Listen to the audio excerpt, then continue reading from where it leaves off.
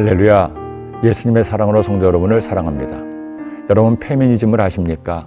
페미니즘이란 오래전부터 이어져 왔던 남성 중심의 생각에 대항해서 사회 각 분야에서 여성의 권리와 주체성을 확장하고 강화해야 한다는 이론 및 운동입니다.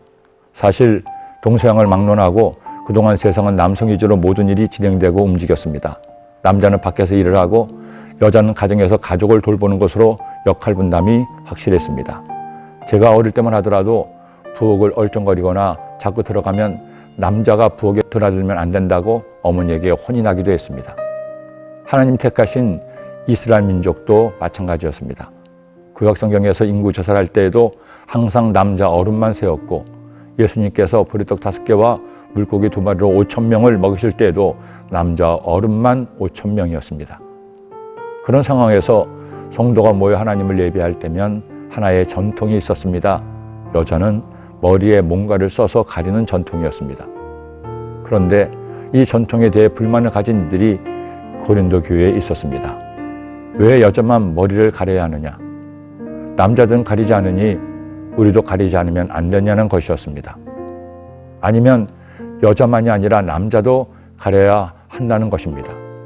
바울은 이에 대해 당시 일반적인 상황을 고려해서 여자는 전통에 따라 머리를 가릴 것을 가르친 것입니다. 하지만 그렇다고 해서 남자가 여자의 주인이고 여자는 남자의 종속물이라고 생각한 것은 아니었습니다. 하나님이 먼저 남자를 지으시고 남자를 통해 여자를 지으셨기에 창조 질서에 따라 그렇게 수능할 것을 권한 것입니다. 오히려 바울은 이처럼 말합니다. 그러나 주 안에는 남자 없이 여자만 있지 않고 여자 없이 남자만 있지 아니하니라. 이는 여자가 남자에게서 난 것 같이 남자도 여자로 말미암아 났습니다. 그리고 모든 것은 하나님에게서 났느니라. 2000년의 시간이 지나고 우리는 21세기에 살고 있습니다. 지금 이 시대는 더 이상 남자는 밖에서 여자는 가정이라는 역할 분담을 주장하거나 요구할 수 없습니다. 오히려 남자도 육아휴직을 해서 아이를 돌보고 여자가 직장에 나가 일을 하기도 할 만큼 남녀가 평등한 시대에 살고 있습니다.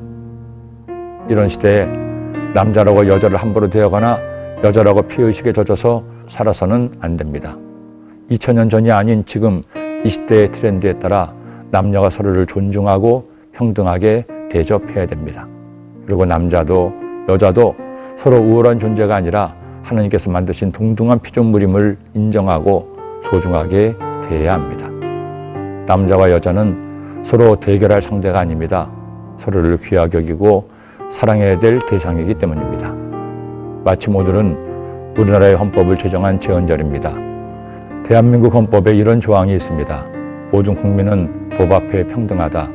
누구든지 성별, 종교 또는 사회적 신분에 의하여 정치적, 경제적, 사회적, 문화적 생활의 모든 영역에서 차별을 받지 아니한다.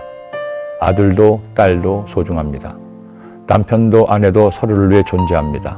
어머니도 아버지도 내가 존경하고 섬겨야 할 나의 부모입니다. 내가 만나는 남자도 여자도 또 하나님의 자녀이니 서로를 배려하고 존중하는 여러분 되시기를 소원합니다. 기도드립니다. 하나님 아버지, 하나님께서 남자와 여자를 만드시고 서로 가정을 이루어서 복되고 번성하는 삶을 살게 하셨습니다. 우리가 살아갈 동안에 내가 만나는 모든 사람들이 하나님 앞에서 평등하고 소중한 자임을 기억하고 배려하고 존중하고 사랑하는 저희들의 삶이 되게 하여 주옵소서. 예수님의 이름으로 기도드립니다.